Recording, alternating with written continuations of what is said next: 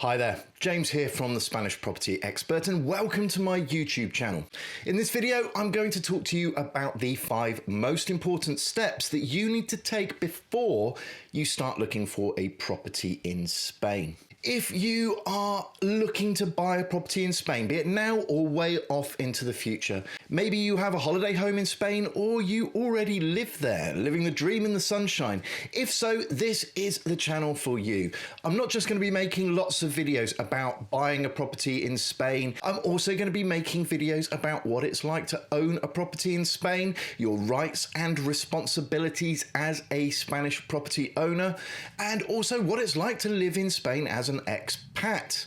So if that sounds interesting to you, please do give this video a thumbs up. Make sure you subscribe to the channel and press on that bell so that you get notifications whenever I release new videos. This channel is also accompanied by my website, www.thespanishpropertyexpert.com, where you will find lots more information and resources all about Spanish property. Okay, let's get on with the content of this video. The 5 most important steps that you need to take before you start looking for a property in Spain. Number 1 is planning your budget. Now, this may seem obvious because I'm quite sure you know how much money you have available to spend, but do you know what that money will buy you?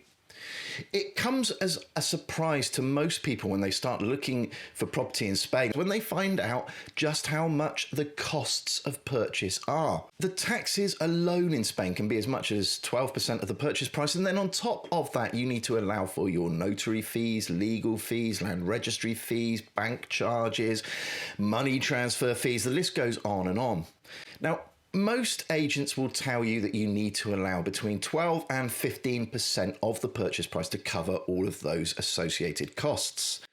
But what they don't often tell you is that those costs can vary considerably depending on the area of Spain and the type of property you're looking for. Spain is made up of 17 autonomous regions, and each one of those regions has the power to set its own taxes on the transfer of property. Understanding the costs which are associated with the transfer of property and all of the other costs associated with the purchase of the property will not only help you to plan your budget, but it will also influence the area of Spain and maybe even the type of property that you purchase. On my website, there is a blog post dedicated entirely to the purchase costs in Spain, so do check that out if you want more information about that first step. Number 2 is to plan your ongoing budget. Once you work out what your budget is to purchase the property, then you need to work out how much money you're going to have available on a month-to-month and year-to-year basis in order to service and maintain that property.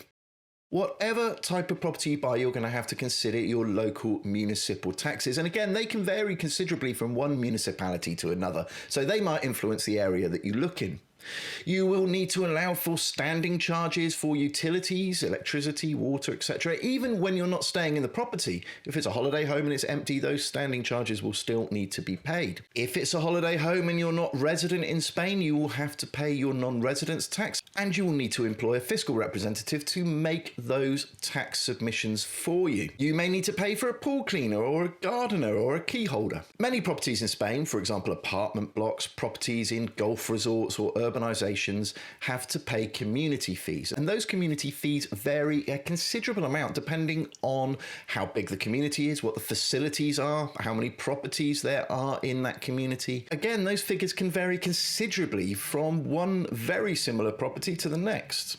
You need to make sure you know exactly what your monthly budget is for the property so that when you are looking at properties, be it online or in the flesh, you can find out exactly what the running costs are and make sure that you can comfortably afford to pay for them. You see, the whole idea of buying a property in Spain is to have somewhere that you can go and relax on holiday or enjoy a peaceful retirement. So if you're concerned about paying the bills, well, it kind of defeats the entire purpose of buying it in the first place. Number 3.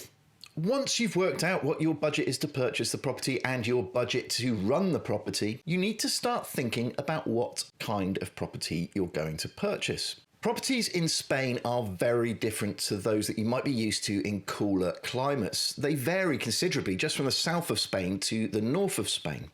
It's very likely that the kind of property that would match your lifestyle perfectly in your home country will be very different to the kind of property which will match your lifestyle in Spain. My advice is always to make sure that your lifestyle drives the kind of property you buy, rather than allowing the property that you buy to dictate your lifestyle to you. You see, purchasing a property in Spain is almost always a lifestyle-based decision.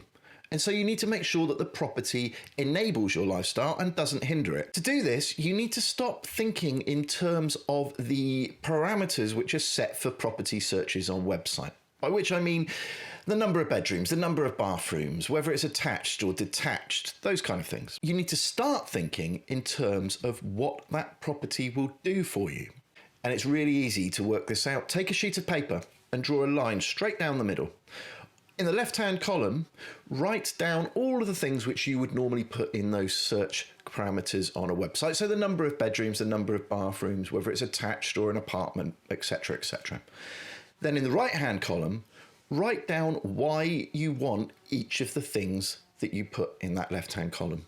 So, for example, you might say that you want 3 bedrooms, and then in the right-hand column, you would write that you want space for family to come and visit, and you want to have a home office. When you finish writing all this down, tear that sheet of paper straight down the middle and throw away everything in the left-hand column, because it's what's in the right-hand column that counts. That is all that matters. And when you start looking at properties, all you need to do is make sure that it fulfills the criteria that you put in that right-hand column. There's a blog post on my website to accompany this video, and there is a template for that sheet there in that blog post for you to download. Number 4 is to decide upon your location. We all know that location is the mantra of the estate agent, and there's very good reason for that. You see, 2 identical properties could end up giving you a nightmare or making your dreams come true, just depending on where they are situated. You may already have a location in mind, somewhere that you go on holiday on a regular basis and really enjoy spending a few weeks of the year, but is that location the ideal place to live or own a property on a permanent basis? As with the property itself, you need to make sure that the location enables your lifestyle rather than hinders it. And the only way you're going to do this is if you do the research yourself. Agents are naturally biased towards the areas in which they work and probably live. I mean, obviously, they live there themselves. Or my more cynical side might say that they're more attracted to the areas where the commissions are highest. And of course, that's one of the reasons why you see almost all of the properties which are being advertised to the international market in the same areas of Spain, all clustered together. But Spain is a vast country.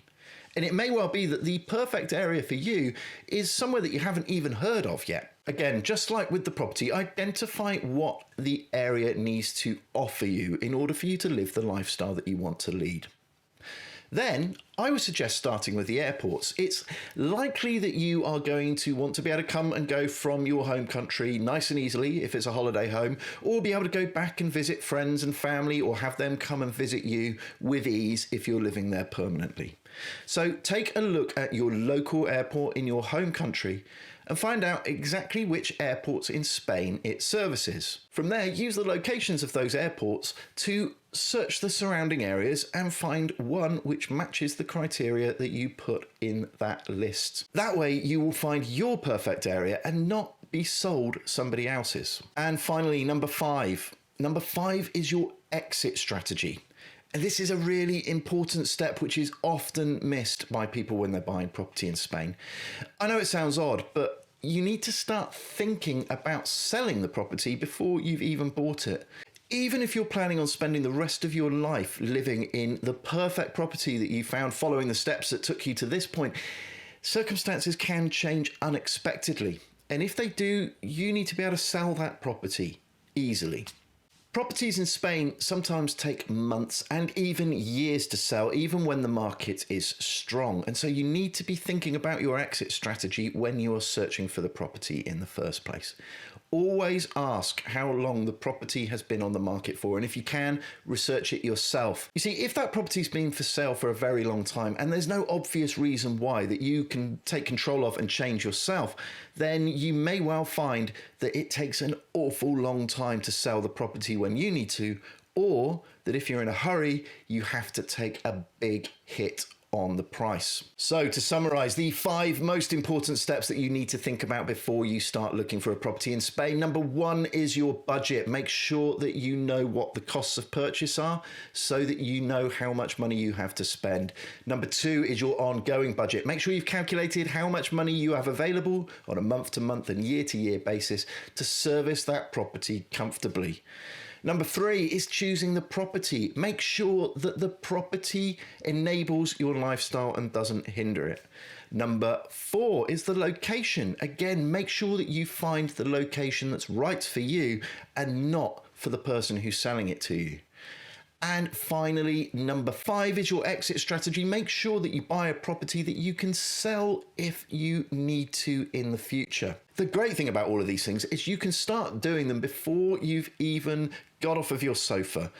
There are lots of tools online and there's lots of information out there that you can use to help you do this planning.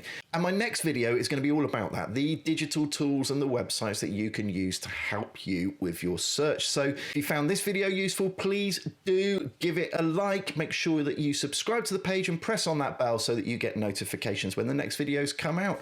And again, please do check out my website. There's an article to accompany this video, plus lots more information, tools and resources to help you search for property in Spain. Thanks for watching, and I look forward to bringing you a new video very soon.